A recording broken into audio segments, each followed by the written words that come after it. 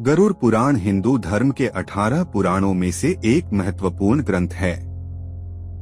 इसमें मृत्यु और उसके बाद के जीवन से संबंधित अनेक रहस्यों का वर्णन किया गया है।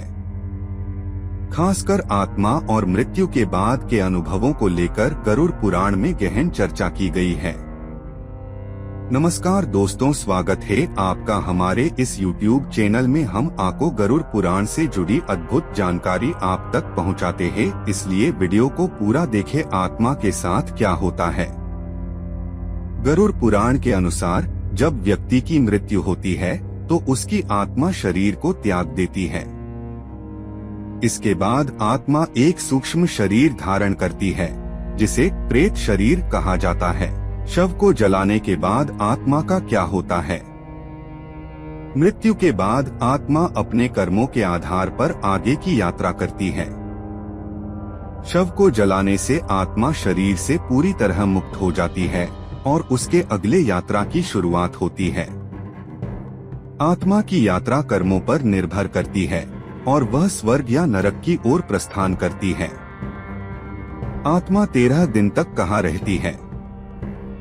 गरुड़ पुराण के अनुसार मृत्यु के बाद आत्मा 13 दिन तक प्रेत योनि में रहती है।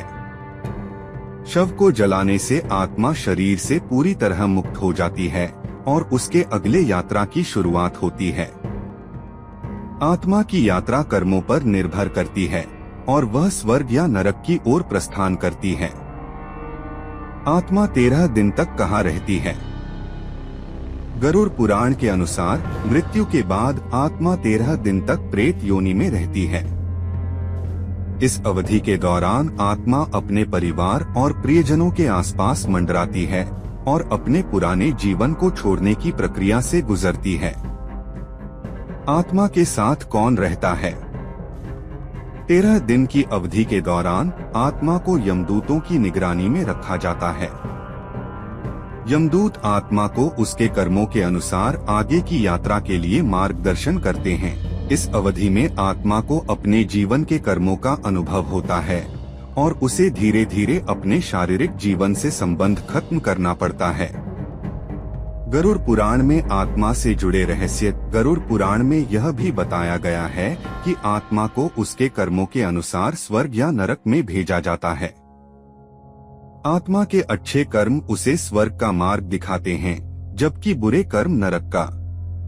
आत्मा को एक विशेष अवधि के बाद पुनर्जन्म मिलता है, जहां उसे अपने पिछले जन्म के कर्मों के अनुसार नया जीवन मिलता है।